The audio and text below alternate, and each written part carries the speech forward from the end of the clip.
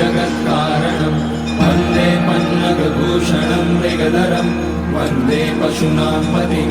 वन्दे सूर्यशशाङ्कवलिनयनं वन्दे मुकुन्दप्रियं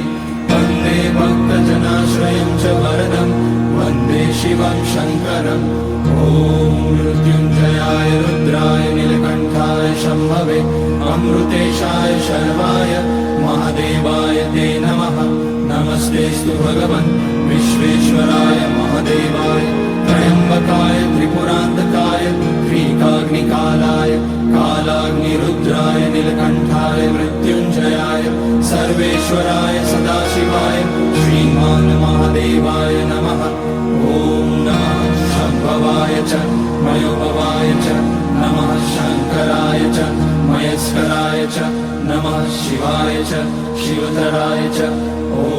त्र्यम्बकं यजामहे सुगन्धिं पुष्टिवर्धनम् उर्वारुकमिव बन्धनान् मृत्योर्मुक्ष्यमामृतात्